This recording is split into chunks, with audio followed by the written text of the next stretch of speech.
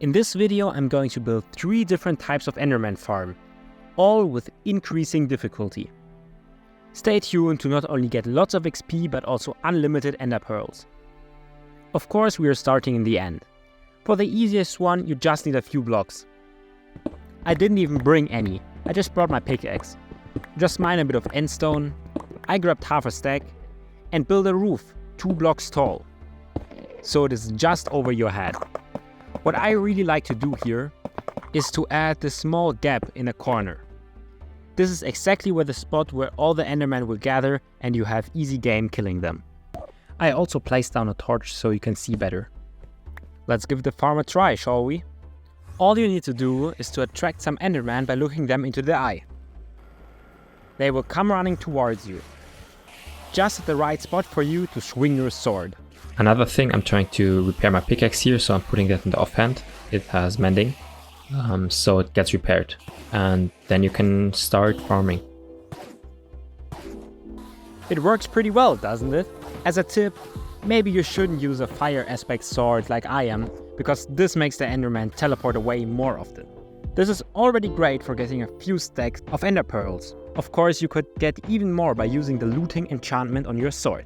Let's make this better. What if, instead of spawning all around the place, you could make the Enderman spawn in exactly a specific location? That would not only be great, but we can even achieve this. Start by building a bridge into the void.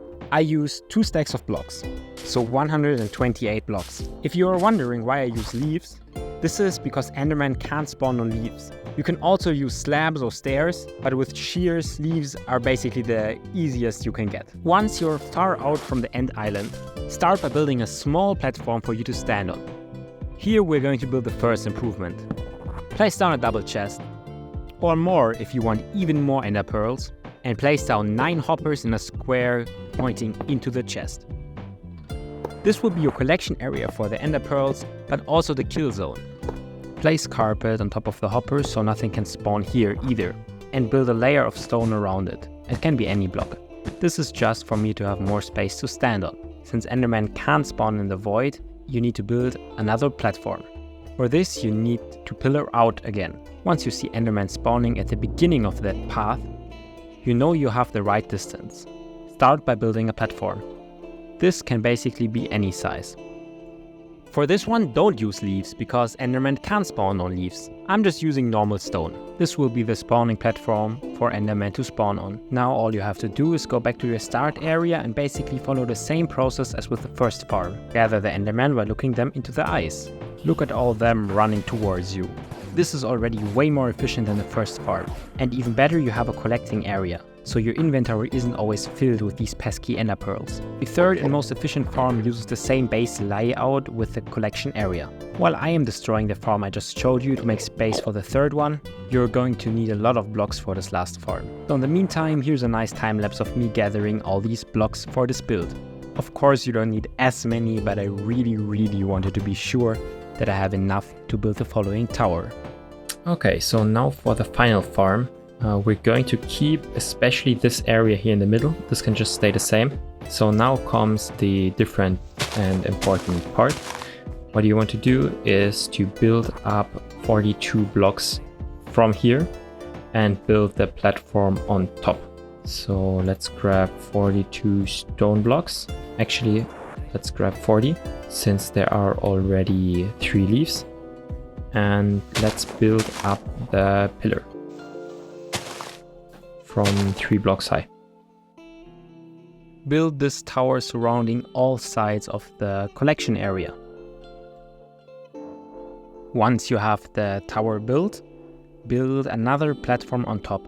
This one can be really large. I decided to go 12 blocks out each pillar, and now I'm just filling in the area for the Enderman to spawn. Here again, make sure you're using blocks that Enderman can actually spawn on, so don't use leaves, don't use stairs. You can use slabs if you're placing them on the top part of the block. Now that the platform is finished, grab some trapdoors and place them on the side. This is so the Endermen think there is a block and they will actually fall down. This is the last easy part of this build.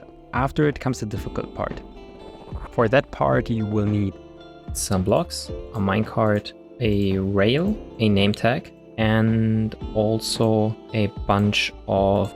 You need to place an iron bar over the hole in the middle.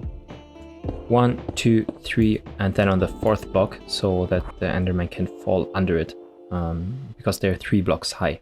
Now we try to get an endermite exactly on that iron bar. For that, we're going to build a small cage, make sure the walls are 2 blocks high and that you have 2 blocks space.